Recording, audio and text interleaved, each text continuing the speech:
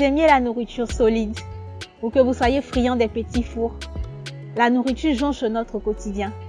Notre entrepreneur du jour, Eliphaz Amani, pour sa part, a choisi le segment de la friandise. Écoutons ensemble son parcours.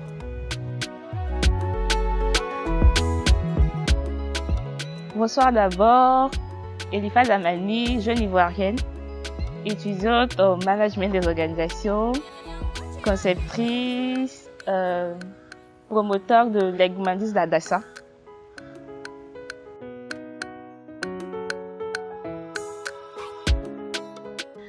Qu'est-ce qui m'a conduit? D'abord, on va dire que j'adore grignoter. Je grignote tout le temps, à mes temps perdus. Et il s'avère que ce que j'aime grignoter, je l'achetais au supermarché, à la pâtisserie.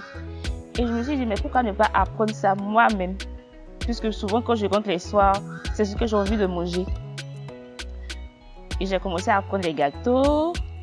C'est d'abord des cakes, tout ce qu'il y a de plus classique. Après, je me suis intéressée à tout ce qui est autour de la pâtisserie, commencer à regarder des vidéos, suivre des tutos pour mieux apprendre. Et vu que je fais une formation qui allie gestion et entrepreneuriat, j'ai opté pour le volet entrepreneurial. Le volet entrepreneurial, j'ai regardé dans tout ce que j'ai comme qualité, c'est ce qui me correspond le mieux. La pâtisserie et la gourmandise. J'ai commencé d'abord à commercialiser les gâteaux. Les gens ont beaucoup apprécié. Je me suis dit, mais on pouvait monter un projet avec ça. J'ai fait un business plan. À partir du business plan, j'ai commencé tout doucement. J'avais pas encore de page Facebook. J'étais pas vraiment connue dans plusieurs écoles et autres. J'ai trouvé des associés. J'ai suivi des conférences et séminaires sur tout ce qui est entrepreneuriat. À partir de là, maintenant, une gourmandise d'Adassa qui était auparavant l'univers cake, parce que j'étais plus focalisée tout ce qui est gâteau au four. Mais gourmandise d'Adassa, ça regroupe vraiment tout ce que j'aime manger moi et tout ce que les personnes qui m'entourent aiment manger. C'est de là qu'est née gourmandise d'Adassa et ça a vraiment pris de l'ampleur, on va dire janvier 2020.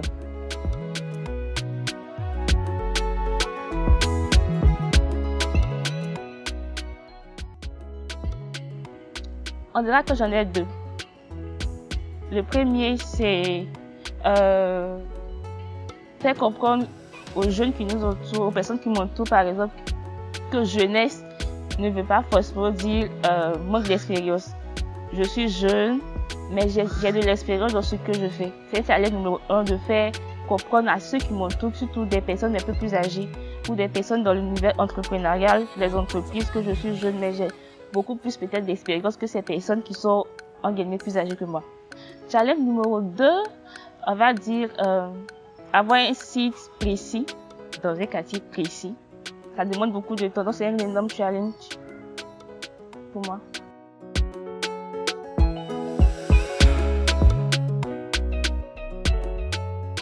Je vais commencer d'abord par le moyen terme, parce que pour arriver au long terme, il faut passer par le moyen terme.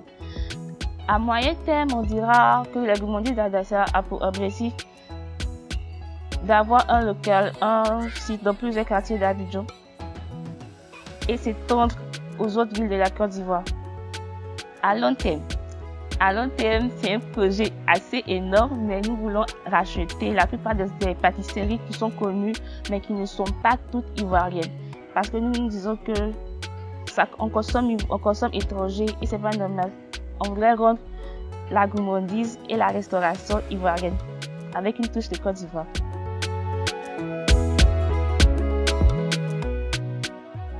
Aujourd'hui, on va faire un truc vraiment simple, possible de faire à la maison par n'importe quelle personne expérimentée, de d'autres, c'est un cake au yaourt, tout ce qu'il y a de plus classique.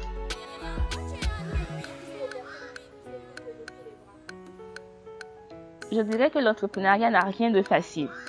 Entreprendre, ça veut dire on commence avec rien du tout pour se retrouver avec, je dirais pas des milliards, mais avec une place assez posée au soleil. Ça sera difficile parce que beaucoup de personnes ne comprennent pas l'importance de l'entrepreneuriat en Côte d'Ivoire. C'est un secteur qui est peu connu Et lorsqu'on parle d'entrepreneuriat, tout le monde voit tout ce qui est industriel. Tout le monde ne voit pas forcément la gourmandise, la restauration, la cordonnerie. Pourtant, toutes ces choses font partie de l'entrepreneuriat. Et le cordonnier du quartier, lui, il commence avec une paire de chaussures à raccommoder par jour. Au fil du temps, il se retrouve avec un magasin de chaussures. C'est exactement la même chose.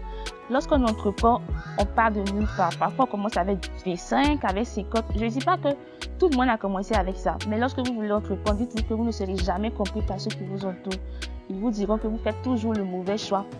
C'est à vous de vous dire que vous êtes sur la bonne route et c'est à vous de trouver les astuces, les moyens et les cours disponibles pour pouvoir vous former. Parce qu'on entreprend, on doit faire des choses de qualité. On n'entreprend pas pour faire des choses ni bonnes ni mauvaises, juste pour avoir de l'argent. On entreprend pour faire de bonnes choses. Lorsqu'on fait de bonnes choses, c'est ainsi qu'on obtient une place au soleil.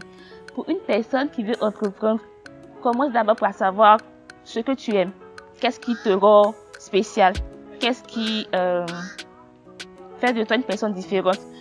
Pourquoi ton activité à toi va prospérer comparé à celle des autres? Qu'est-ce que tu as à offrir? Tu pourras trouver en même temps comment est-ce que tu peux t'organiser pour y parvenir. T'organiser pour y parvenir, ça veut dire formation. Formation implique des sacrifices, aller à des conférences s'il y en a, côtoyer des personnes qui sont déjà dans le milieu. C'est pas facile, mais il faut trouver ces personnes-là, c'est nécessaire. Ce sont ces personnes-là qui vont vous ouvrir les portes, pas financièrement, mais les portes, on va dire, des ressources matérielles, des ressources humaines. Donc, l'entrepreneuriat, c'est pas facile, ça n'a rien de rose, mais c'est quelque chose de passionnant.